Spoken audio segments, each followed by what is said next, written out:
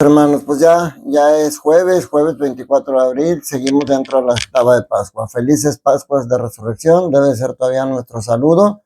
Y vamos a continuar precisamente esta lectura continuada que estamos haciendo del libro de los Hechos de los Apóstoles. Cada día continuamos en lo que nos quedamos el día anterior. Sean bienvenidos a este su rincón del diácono y pues vamos a meditar la palabra. La primera lectura, como les digo, es Hechos de los Apóstoles, capítulo 3, versículos del 11 al 26. Obviamente, ya después de que Jesús hizo muchos milagros y se fue, pues a la gente le empieza a sorprender cómo ahora siguen apareciendo milagros a pesar de que ya no está Jesús. Y ahora a través de los discípulos, aunque ya estando Jesús los había enviado de dos en dos y ya estaban haciendo ellos algunos milagros, pero todavía la presencia de Jesús como que de alguna manera explicaba eso, pero ahora ya Jesús ya no está y siguen, entonces seguía causando alboroto todo esto. Por eso, y Pedro quiere dejarles claro el sentido teológico de este acontecimiento. O sea, este hombre no sanó con medicamentos, este hombre no sanó por arte de magia, sino quiere hacerles ver el sentido teológico y les dice, ¿por qué les causa admiración? ¿Por qué nos miran de este modo? Como si por nuestro poder o nuestra virtud hubiéramos hecho andar a este hombre. Esto también, mis hermanos, nos deja claro a los católicos cuál es el papel de los santos. Como ellos mismos, el mismo Pedro reconoce, no es él. Nosotros decimos, San Juditas es el más milagroso. Pues no hay ningún santo milagroso. Hay santos poderosos en intercesión. Y a lo mejor algunos tienen más cercanía, más quizá Juditas, no sé, pero nos queda claro como católicos, es Jesús, el nombre de él, quien lo hace. Les dice aquí, Pedro, les dice, el nombre de Jesús y la fe en él es lo que ha robustecido los miembros de este hombre al que están ustedes viendo y que todos conocen. Esta fe es la que le ha restituido completamente la salud, como pueden observar. O sea, él quiere dejar claro que no soy yo, Pedro, quien lo ha hecho, es el nombre de Jesús. Ese es el primer punto importante, el sentido teológico del milagro. El segundo punto importante, el contraste de la persona de Jesús, que Pedro se los deja ver muy claro. Jesús, primero, entregado, rechazado, crucificado, asesinado, muerto. Pero después, glorificado, resucitado, liberador y sanador. Sigue teniendo todas las mismas cualidades que tenía cuando estaba vivo y todavía más, porque ahora su vida es diferente. Ahora ya puede atravesar paredes, ahora ya puede estar en cualquier lugar al mismo tiempo. Eso es algo tan hermoso. Pero eso conlleva un llamado y conlleva una responsabilidad el poder entender esto. Primero al arrepentimiento y luego a la adhesión a Cristo.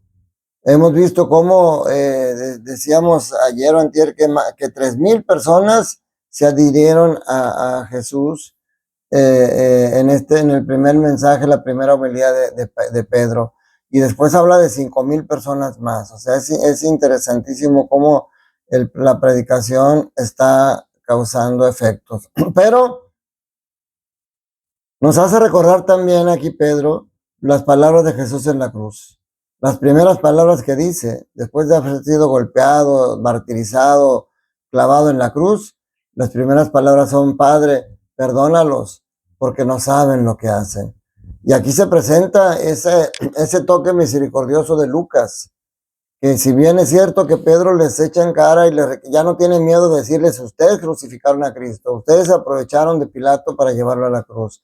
Pero hoy les dice, ahora bien, yo sé que ustedes han obrado por ignorancia de la misma manera que sus jefes, pero Dios cumplió así lo que había predicho por boca de los profetas, que su Mesías tenía que padecer. Pero aquí entra la misericordia que menciona siempre Lucas. Ustedes obraron por ignorancia. Entonces vamos a seguir meditando esto durante estos días. Pero el Evangelio de hoy nos habla Lucas capítulo 24, versículos del 35 al 48. Es el tercer relato del encuentro de la comunidad cristiana con Jesús resucitado.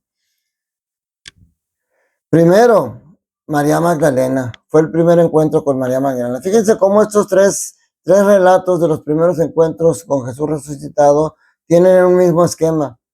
El primero fue a María Magdalena. ¿Y qué pasó? María Magdalena no lo reconoció, lo confundió con el jardinero. ¿Y en qué momento lo reconoció?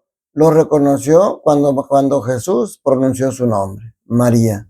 Y ella le dice, Rabuni.